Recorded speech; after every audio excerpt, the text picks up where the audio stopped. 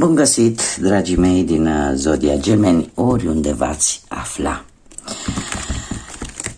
Mă bucur să ne reîntâlnim, mai ales pentru dragii mei abonați care au avut răbdarea necesară și înțelegerea în ultima perioadă când nu am putut publica lecturile, așa că mii și mii de mulțumiri, dragilor, tuturor abonaților acestui canal pentru răbdarea voastră, pentru înțelegerea de care ați dat dovadă și vă doresc ca toate aceste virtuți pe care le-ați avut în ultimele 2 săptămâni când eu nu am putut să fac lecturi să se întoarcă la voi atunci când aveți cea mai mare nevoie.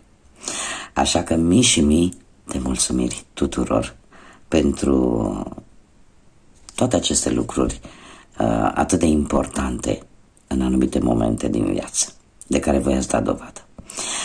Azi, așa cum v-am obișnuit, voi face o lectură atemporală, fără limită de timp, o lectură pe care voi să o puteți urmări oricând doriți sau atunci când apare în viața voastră. Așa că, dragilor, toți cei care aveți Soare, Lună, Venus, Ascendentul sau orice altă conexiune cu Zodia Gemeni, această lectură este de asemenea și pentru voi. Desigur, pentru bun venit celor care sunteți poate noi pe acest canal, dacă veți rezona, dacă vă vor plăcea lecturile mele, nu ezitați să vă abonați, să activați clopoțelul în așa fel încât să fiți la zi cu lecturile pe care eu le public. Să nu uitați, dacă v-a plăcut, dacă ați rezonat, lăsați un like, un comentariu, distribuiți. Eu oricum vă mulțumesc anticipat pentru toate aceste gesturi minunate și încă un aspect foarte important, dragii mei, voi trebuie să vă aduc aminte că voi vă construiți viitorul, așa că vă rog să luați decât acele mesaje care rezonează cu voi, iar restul lăsați-le să zboare în univers, pentru că sigur sunt pentru alte persoane care într-o mai mică sau mai mare măsură au o legătură cu Zodia Gemeni. Lămurite toate aceste lucruri, haideți, dragii mei, să vedem în ce energie vă aflați în acest moment.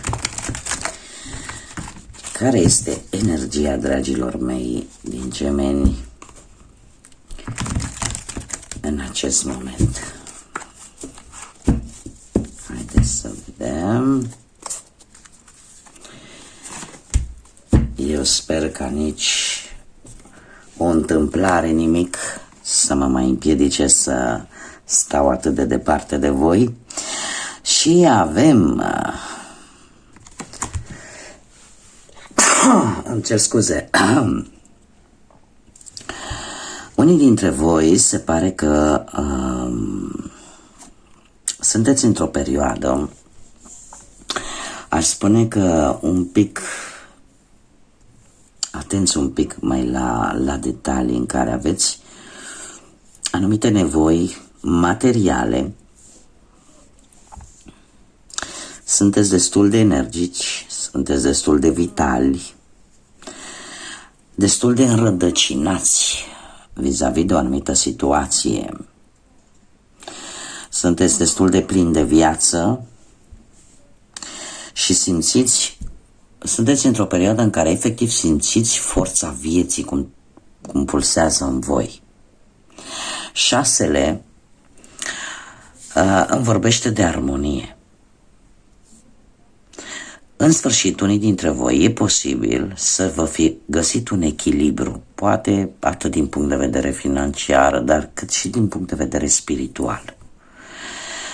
Poate ați distrus ce era de distrus, ceea ce nu vă făcea bine, ceea ce nu vă mai era de folos, pentru a construi, poate ați construit ceva nou.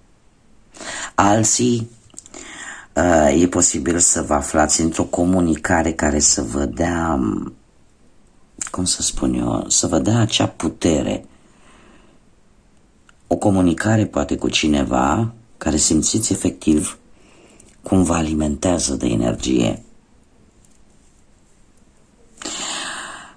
Foarte mult această carte îmi vorbește de puterea sângelui. Ori, unii dintre voi posibil să fie avut ceva probleme de sănătate, ceva analize de ați făcut relaționate cu sângele și cumva ați descoperit poate că lucrurile se îmbunătățesc pe planul ăsta al sănătății. Da? Pentru că și nu știu, ceva relaționat cu primăvara. Poate pentru unii dintre voi vă spune ceva. Și zodia Fecioară. Haideți să vedem pe partea asta profesională ce vine pentru dragii mei din Gemeni în următoarea perioadă. Plan profesional.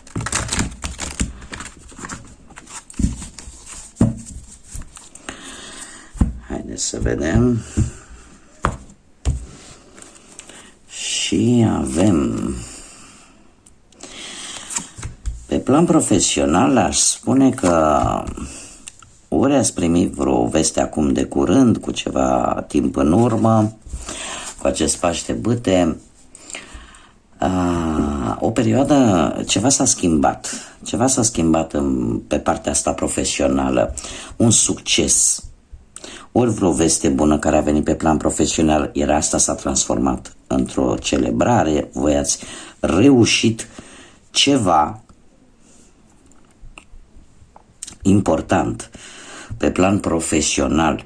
Aș spune că ceva care v-a adus un pic de stabilitate. Ori vreun job, ori ai dat vreun interviu care a avut rezultat pozitiv cu acest 6 de bâte. Da? Este ori poate ți s-a recunoscut o anumită valoare la locul de muncă și ai obținut poate un anumit beneficiu, un anumit sprijin, da, de la locul de muncă. Într-un viitor apropiat avem un 9 de cupe. Un 9 de cupe care ne vorbește despre a te extinde, de a avansa, de a obține poate acel job pe care tu ți-l doreai de foarte multă vreme, da? Și fiecare câștig vine cu ceva și mai mult. Noule de cupe de asemenea îmi vorbește de un răspuns pozitiv unde așteptarea în sfârșit se termină. Da?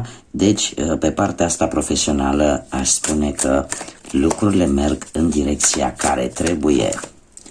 Ce-a sărit! Haideți să vedem pe parte materială. Avem un 10 de cupe. Pe parte materială aș spune că într-un trecut nu foarte îndepărtat ai avut o perioadă destul de prosperă, iar dacă ai avut ceva probleme cu bănuții, cumva posibil cineva din familie să te fie ajutat pe partea asta a banilor.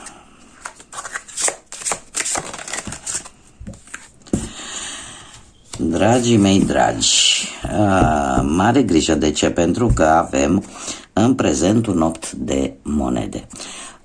Un 8 de monede care îmi vorbește despre un ajutor bănesc pe care tu l-așteptai. Într-adevăr, ți se rezolvă o temă materială, dar, pe altă parte, totuși, cu 5-ul ăsta de monede, aș spune că ar trebui să analizezi un pic mai bine ce depinde de tine și ce nu. Este adevărat că relaționat cu banii e posibil să vină o perioadă în care să ai mici lipsuri. Haideți să vedem. Clarificăm 5 de monede. Clarificăm 5 de monede, te rog. Clarificăm 5 de monede, dragii mei. Trebuie să vă spun lucrul ăsta. Va veni o perioadă în care ceva se va întâmpla brusc și care nu prea îți lasă opțiune, în care tu va trebui, vrei nu vrei, să schimbi ceva radical. Să schimbi ceva radical din punctul ăsta de vedere material. De ce? Pentru că avem atât turnul, avem atât moartea și 8-ul de cupe. Este ceva aici care te va trage în jos și dacă nu vei lua măsurile corespunzătoare, lucrurile vor merge, se pare, într-o direcție, aș spune eu, în care tu va trebui să-ți asumi un risc.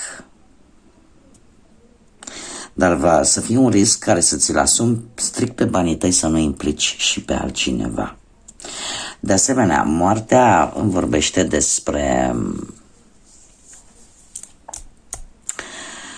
despre lucruri care pot veni foarte neașteptat. Lucruri care pot veni foarte neașteptat, la fel ca și turnul.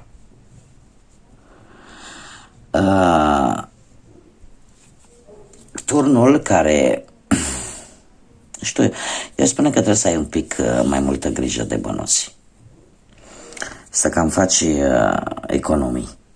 Chiar ar trebui să faci niște economii la maxim. De ce? Pentru că într-adevăr vine o perioadă de lipsuri. O perioadă de lipsuri în care poate va trebui să lași deoparte anumite obiceiuri. Poate cheltui banii într-un anumit fel.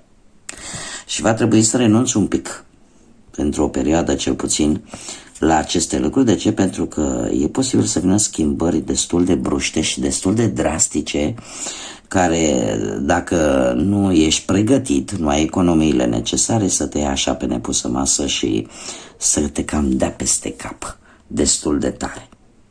Este adevărat, avem un 8 de monede, un 8 de cupe, care îmi vorbește foarte mult de karmă. Da? Repetarea acestei cifre 8 îmi vorbește foarte mult de karmă și de ordinea cosmică. Da?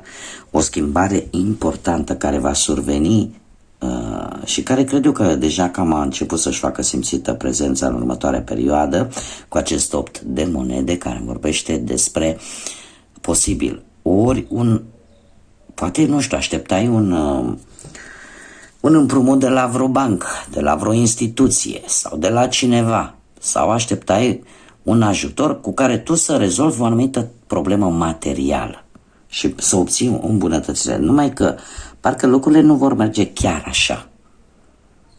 Nu vor merge chiar așa. De ce? Pentru că avem acest 5 de monede. 5 de monede care vorbește totuși de a analiza. De ce? Pentru că poți trece printr-o lipsă de bani. Că e posibil să fie temporală, da. Și asta este posibil, să nu fie pe o lungă perioadă de timp. Dar asta va duce la ceva neprevăzut. Da? Și atunci trebuie să analizezi foarte bine și să vezi exact ce depinde de tine și ce nu. Ca nu cumva, poate acest ajutor să nu rezulte atât de benefic, poate pe cât te gândești tu. 8-ul de cupe îmi vorbește tare mult de acest risc. Un risc pe care tu vrei să ți-l asumi, dar să fie decât pe banii tăi, pentru a nu avea probleme mai târziu. Haideți să vedem pe partea asta în dragostei pentru cei care sunteți într-o pereche. Ați fost cam necăjiți în ultima perioadă, cei care sunteți într-o pereche. De ce? Un cavaler de spade. Posibil perechea voastră să aibă legătură mai mult sau mai puțin cu zodiile de aer, la fel ca și voi. La fel ca și voi. Gemeni, Balanță sau Vărsător. Dragii mei, 9 de spade, lucruri care v-au cam dat preocupări în relație, nu știu, ceva ascuns pe care tu poate nu îl vedeai, dar îl intuiai cumva, nu prea ai fost în apele tale. În prezent avem un cavaler de spade care parcă, nu știu cum să zic eu, ați fost destul de distanțați în ultima perioadă, poate. Distanțați, poate că nu exista comunicare între voi, sau poate chiar distanțați geografic, dar eu aș spune că mai mult pe partea asta comunicării, nu prea ați comunicat foarte mult în ultima perioadă. 7 de bâte îmi vorbește tare mult de anumite persoane, posibil invidioase care vor încerca sau au încercat să destabilizeze relația voastră. Și eu aș spune că este cineva de la distanță care, într-un fel sau altul, nu știu cum reușește, dar aduce anumite complicații în relația voastră. Avem un as de monede. Un as de monede care se pare că într-un final, totuși, conexiunea voastră va reuși să treacă de acest prag.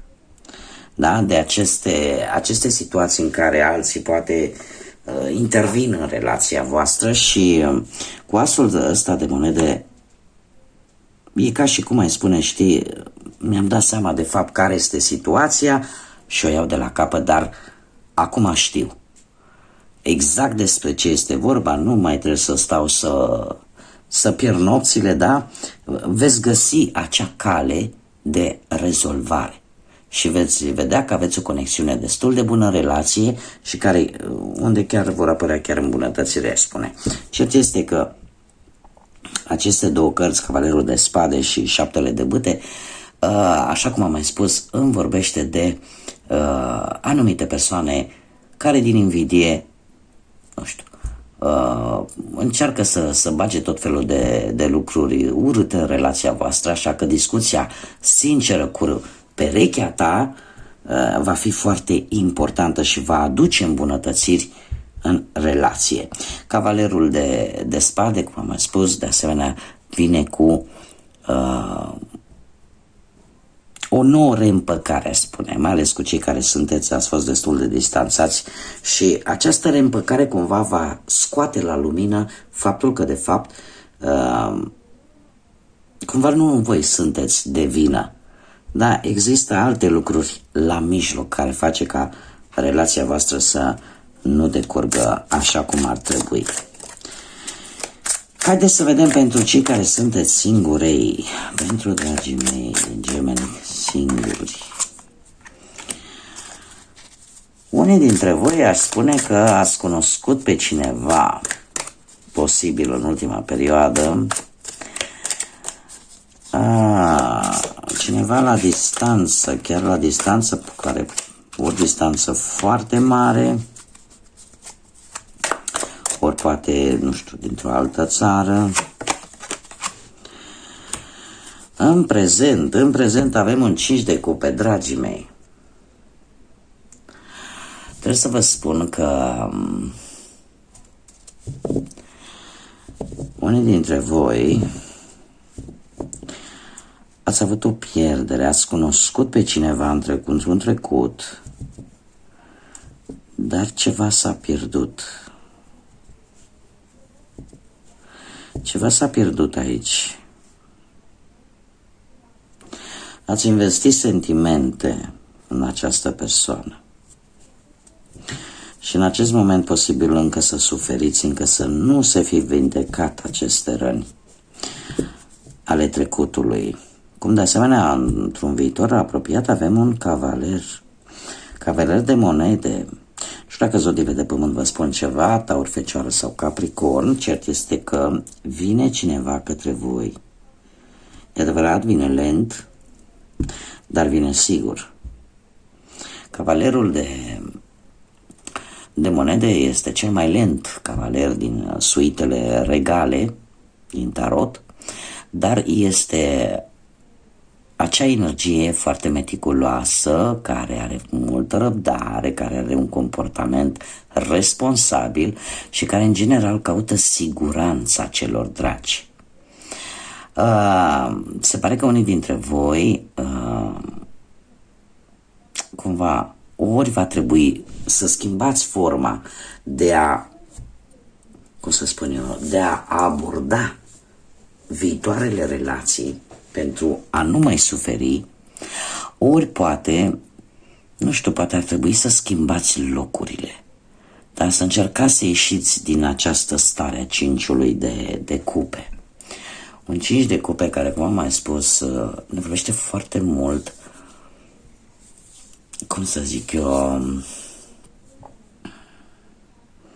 de această stare de deznădejde în care simți că nu mai poți să faci nimic, că ce este pierdut, pierdut rămâne și eu aș spune că ceva nu a ieșit bine și ceva te ține încă blocat de trecut. Dar trebuie să ai tăria să te întorci cu fața către viitor, pentru că oricum trecutul nu are nimic nou de spus.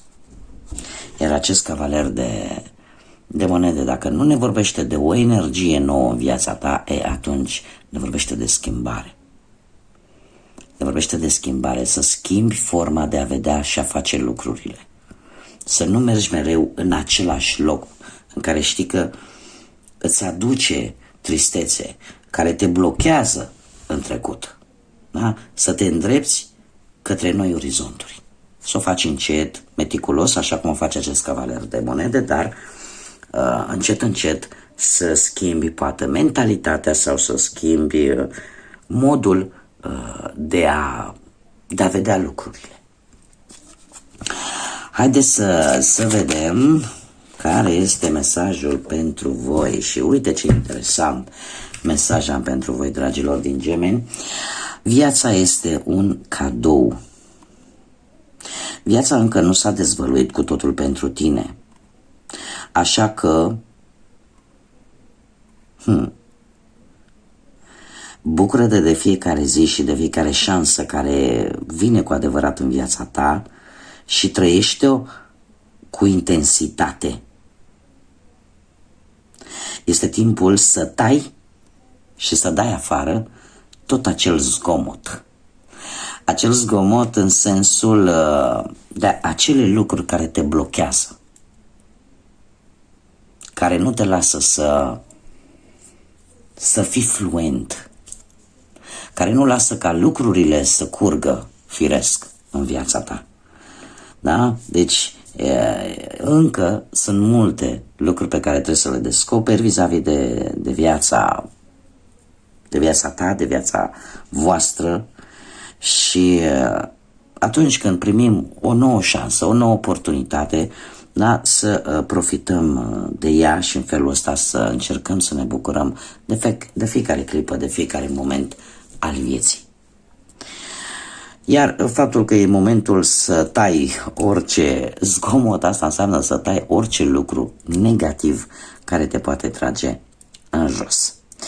Bun, dragii mei, aceasta a fost lectura pentru voi. Vă mulțumesc tare mult încă o dată pentru răbdare, pentru suport și dorindu-vă toate cele bune, numai gânduri bune, numai lucruri pozitive să vină în viața voastră. Până data viitoare când ne vom revedea, să fiți iubiți, dragilor!